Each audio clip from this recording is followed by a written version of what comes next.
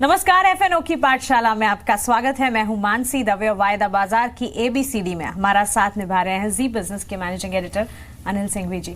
Anil ji, time value या फिर अगर डिविडेंड कैश मार्केट में आ रहा है तो फ्यूचर ऑप्शंस में इसका क्या असर, और थोड़ा सा अब वो कहते हैं ना ट्विस्ट वाली चीजें भी समझने की कोशिश कर रहे हैं हम। लेकिन इंटरेस्ट रेट ये भी एक इवेंट ही होता है स्टॉक मार्केट में, अगर हम बात करें तो इंटरेस्ट रेट आ गया तो इसमें कोई ऑप्शंस में इसका कोई असर पड़ेगा? वायदा कारोबार में इंटरेस्ट रेट का फर्क पड़ता है। हमेशा पड़ता है। क्यों पड़ता है?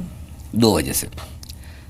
आमतौर पर क्या होता है, जो कैश मार्केट का प्राइस है स्टॉक के फ्यूचर उसके मुकाबले में ऊपर ट्रेड करते हैं आमतौर पर।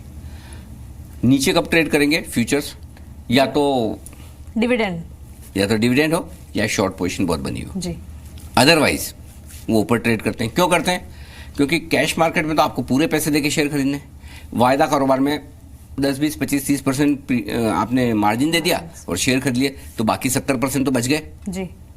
अब उस बाकी 70% पैसे का भी आप कुछ तो कर रहे होंगे। प्रॉफिट तो आपको पूरे 100% शेयर पे लेना है जी। जितने आपने खरीदे, पैसे 60-70% जो बचा रहे हैं उसको भी कहीं तो कमाई पे लगा रखा होगा आपने, है ना? या फिर कम पैसों में ज्यादा कमाई करना चाहते हैं तो उसके लिए आपको ब्याज देना होता है। तो जब आप फ्यूचर और कैश और फ्यूचर का फर्क समझते हैं ना, जो फर्क चलता है उसमें सबसे ज्यादा कंपोनेंट ब्याज का होता है। Interest rate, cost of carry जिसको बोलते हैं, वो होता है। तो अब मुझे एक सिंपल चीज बताइए, अगर ब्याज दरें बढ़ी तो कैश और फ्यूचर का गैप बढ़ेगा? हाँ। घटी तो कम होगा, क्योंकि कैपिटल की वैल्यू बढ़ जाती है भाई। अगर ब्याज दरें बढ़ रही हैं तो आपको पैसा महंगा मिल रहा है। हाँ। ब्याज दरें घट रही तो पैसा उधार आसानी से सस्ता मिल रहा है। इसलिए इंटरेस्ट रेट का बड़ा फर्क होता है। ये तो हो गया फ्यूचर में। अब आइए ऑप्शन में। ऑप्शन में क्या होता है, जैसे ब्याज दर बढ़ी कॉल ऑप्शन का दाम बढ़ेगा। ठीक है। क्यों बढ़ेगा? क्योंकि देखिए, मैंने कॉल ऑप्शन कब खरीदा?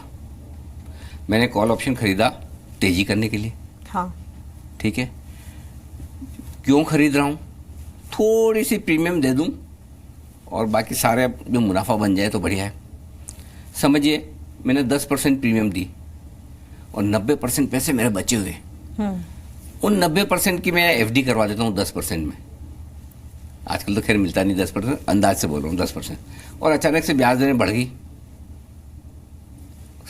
1/4% या आधा % जी, तो मेरा ब्याज बढ़ेगा। हाँ। अगर मैं उसको आज की रेट पे देखूं तो जब मेरा ब्याज बाकी पैसे पे बढ़ रहा है तो कॉल ऑप्शन का दाम बढ़ेगा। ये कोरिलेशन है। तो डिटेल में समझ गए तो बहुत अच्छी बात है मानसी। नहीं समझे तो सिर्फ इतना समझ लीजिए, ब्याज दरें बढ़ेंगी तो कॉल ऑप्शन के दाम बढ़ेंगे, ब्याज दरें घटेंगी तो कॉल ऑप्शन के दाम घटेंगे और पुट ऑप्शन के बढ़ेंगे। ठीक है। घटने के वक्त पुट ऑप्शन के दाम बढ़ेंगे और ब्याज दरें बढ़ी तो कॉल ऑप्शन के दाम बढ़ेंगे। उल्टा कर लिए, मतलब ब्याज दरें बढ़ी, कॉल ऑप्शन के दाम बढ़ गए, पुट के घट गए। ब्याज दरें घटी, पुट के दाम बढ़ गए, कॉल के कम हो गए। क्लियर है जी। लेकिन वॉलेटिलिटी ये भी ब्याज दर की तरह ही इम्पोर्टेंट तो है ही, और ब्याज दर जैसे इकोनॉमी के लिए बढ़ना या घटना मायने रखता है, उसी तरह से यहाँ पर भी बड़ा मायने रखता है। ये हम समझ गए। नहीं, वॉलेटिलिटी का डायरेक्टली इकोनॉमी से इनसे और कोई लेना देना, ये प्योरली स्टॉक मार्केट का गेम है। प्योरली हाँ, ब्याज दर की मैं तो वॉलेटिलिटी के दम पर भी आपकी ये डिसाइड होती कि ऑप्शन की प्रीमियम क्या होगी। पहले फ्यूचर बता दूं जी।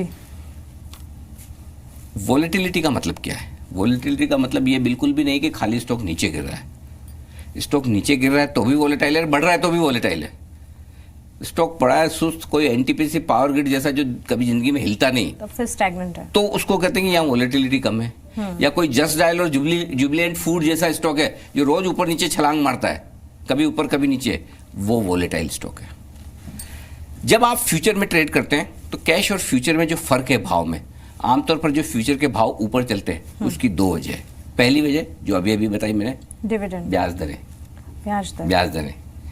जो कैश और फ्यूचर का फर्क है, पहला ब्याज दर से डिसाइड होता है और दूसरा वॉलेटिलिटी से डिसाइड होता है। Cost of carry plus volatility की प्रीमियम, उतार चढ़ाव का पैसा है, ये दोनों मिलाकर जो है ना फर्क डिसाइड करते हैं। ज्यादा कॉस्ट ऑफ कैरी है, कैपिटल, इंटरेस्ट रेट, थोड़ा वॉलेटिलिटी। जो स्टॉक ज्यादा वॉलेटाइल होगा, ये पूरी संभावना है कि उस स्टॉक का फ्यूचर उतना ज़्यादा प्रीमियम पर उतना ज़्यादा ऊपर ट्रेड करेगा कैश मार्केट के मुकाबले में। और इसको हम कहते हैं, और वॉलेटिलिटी से मतलब क्या है, पीछे क्या हुआ उससे मतलब नहीं, आगे क्या हो सकता है, कोई स्टॉक या कोई इंडेक्स कितना ऊपर नीचे हो सकता है, उसको इम्प्लाइड वॉलेटिलिटी कहते हैं, फॉरवर्ड वॉलेटिलिटी कहते हैं, आगे आने वाले समय का उतार चढ़ाव, जिसे हम आसान भाषा में समझ लें। उसके बेसिस पर ऑप्शन की प्राइस भी डिसाइड होती है। मतलब जो स्टॉक ज्यादा एक्टिव होगा उस पे। हाँ, एक्टिव इन सेंस प्राइस के लिहाज से ऊपर नीचे ऊपर नीचे ऊपर नीचे मूवमेंट हो रही है। मूवमेंट ज्यादा मूव करने वाले शेयर ज्यादा वॉलेटिलिटी, ज्यादा प्रीमियम होगी वॉलेटिलिटी की ऑप्शन के दाम में। जो शेयर सुस्त है उनके ऑप्शन के दाम कम होंगे। आमतौर पर ऑप्शन के दाम है ना क्या चीजों से डिसाइड होते हैं, इंटरेस्ट रेट से, वॉलेटिलिटी से, और तीसरा एक्सपायरी तक कितना टाइम है। हाँ, ये तीन चीजें मिलाकर जो हम इंटरेस्ट रेट की बात कर रहे हैं ना, जो कम ज्यादा होती है वो तो भाव ऊपर नीचे करेगी, वो तो नेचुरली, वो तो किसी भी चीज में बदलाव होगा।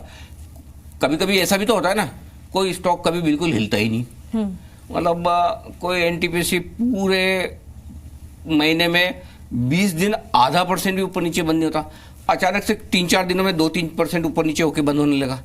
तो वॉलेटिलिटी कभी भी बढ़ सकती है, कभी भी घट सकती है। ब्याज दरें हर रोज तो बदलती नहीं है, सेम रहती है, कभी भी बढ़ सकती है, घट सकती है।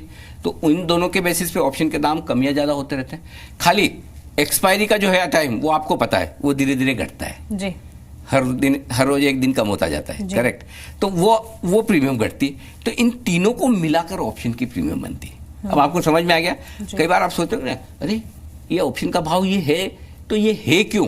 हाँ, ये 3 फैक्टर से मिलके बनता है। और कोरिलेशन है इन सब में, तीनों का कोरिलेशन है। 3 कंपोनेंट हो गए, एक्सपायरी में कितना टाइम है, इंटरेस्ट रेट्स क्या चल रही हैं जी, और इस वक्त आपकी उस शेयर को लेकर या उस इंडेक्स को लेकर वॉलेटिलिटी, उतार चढ़ाव कितनी होने की संभावना है फ्यूचर में। तो जो ज्यादा वॉलेटाइल होगा उसका उसी हिसाब से, जैसे आपको फर्ज एक एग्जांपल और बताऊं, निफ्टी और बैंक निफ्टी दोनों के फ्यूचर ट्रेड होते हैं, दोनों के ऑप्शन ट्रेड होते हैं। हमेशा आपको बैंक निफ्टी के ऑप्शंस की प्रीमियम ज्यादा मिलेगी। उसका कारण बैंक निफ्टी ज्यादा वॉलेटाइल है, बढ़ता तो भी ज्यादा बढ़ता है, घटता तो भी ज्यादा घटता है निफ्टी के मुकाबले में, मूवमेंट ज्यादा है वहाँ, मूवमेंट ज्यादा है। तो इस तरीके से तो जो जितना वॉलेटाइल स्टॉक होगा उसमें ऑप्शन में प्रीमियम भी ज्यादा होगी। फ्यूचर में ट्रेड कर रहे हैं तो मार्जिन्स भी ज्यादा होते हैं एक्सचेंज के, जी, है ना। तो ये चीज ध्यान में रखने की, जब आप फ्यूचर्स और ऑप्शन में ट्रेड कर रहे हैं तो किसी भी स्टॉक की वॉलेटिलिटी के बेस पर, उसके उतार चढ़ाव के बेस पर, जो पुराने इतिहास से देखा जाता है लेकिन आगे का अंदाजा लगाकर उसकी प्रीमियम बनती है। ये फॉर्मूला ध्यान में रखना चाहिए।